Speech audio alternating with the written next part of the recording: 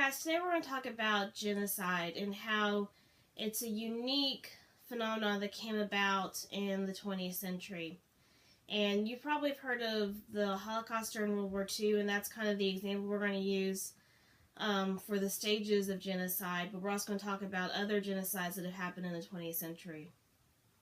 So genocide, by definition, is the persecution of a group of people because of their religion, their ethnicity, their political association. So basically it's executing a group or persecuting a group for certain reasons, being a part of who they are and because they're different than you are.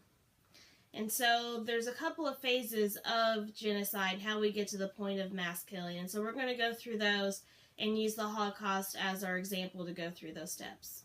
The first step is stripping of rights.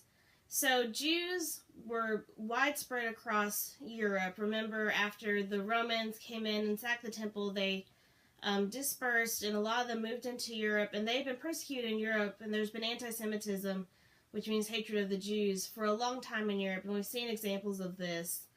But when we look at the Holocaust, so let's focus on, Nazi Germany. When the Nazis come to power, they sign laws to take away rights of the Jews, so they can no longer work, they can no longer worship freely, basically stripping their rights.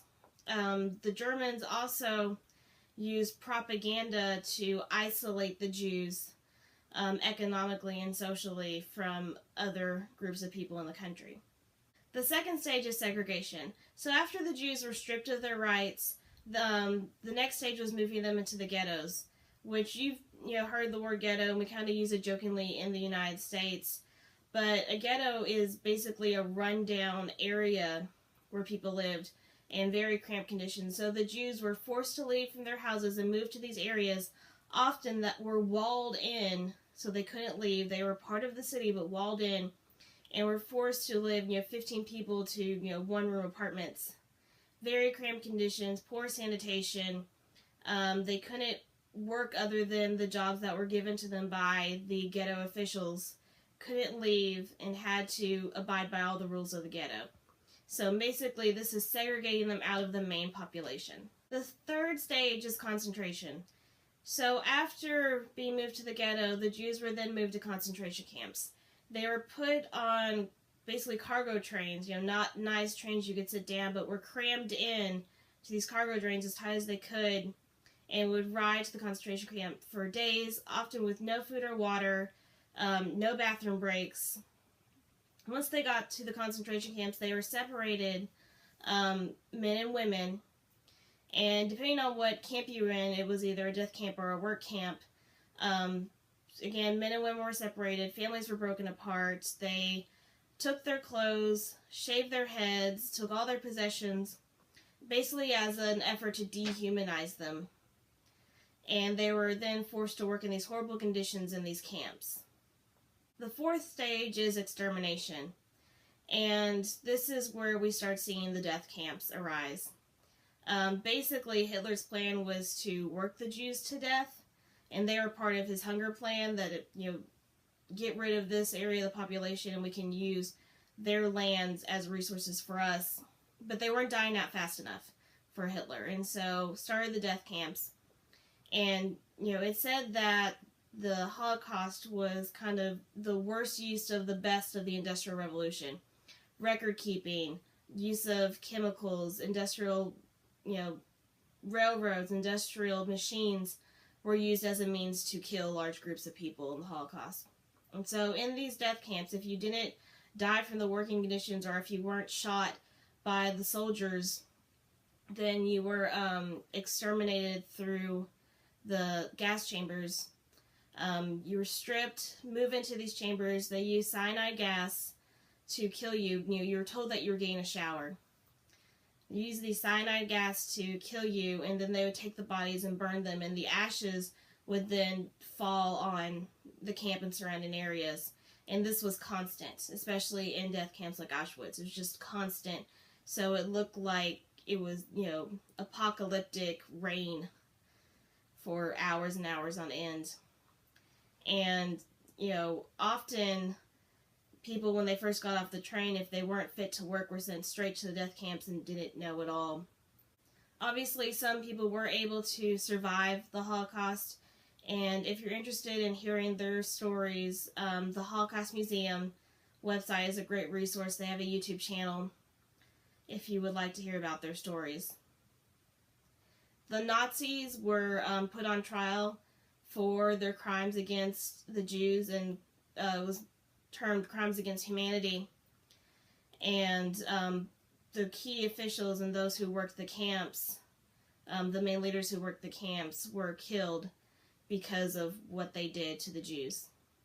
The Jewish Holocaust was not the first one in the 20th century. The first one was the Armenian.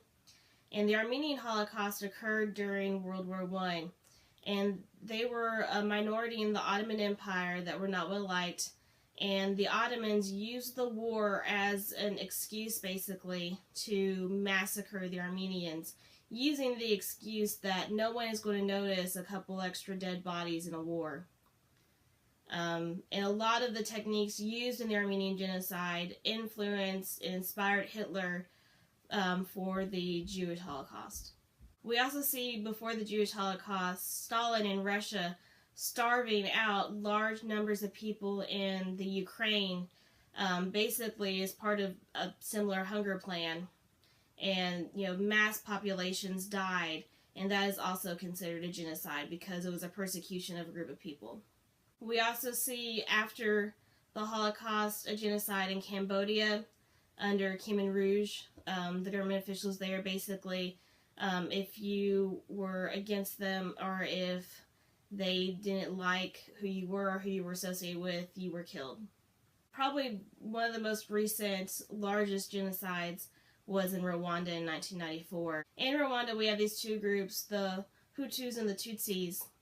And the Tutsis were the ones that were treated very well during the time of imperialism because they were lighter skinned. And the Hutus were the ones that were basically second-class citizens. After decolonization, the Hutus were the ones left in charge. And because of their resentment to the Tutsis, they organized, and again, not all, but, large majority, and then leadership organized and massacred the Tutsis. It was just barbaric slaughtering for about 100 days before the United Nations and the Western nations got involved. If you're interested in learning more about Rwanda, Hotel Rwanda is a great movie to watch. So again, a genocide is persecution of a certain group of people for different ethnicity, religious, and political reasons. And I would love to tell you that the Holocaust was the only one in the 20th century, but it wasn't. And this is why we must be aware of things going on in the world and must treat each other and, people with other disagreeing ideas, other cultures, with respect, because we don't want things like this to happen again. I'll see you next time.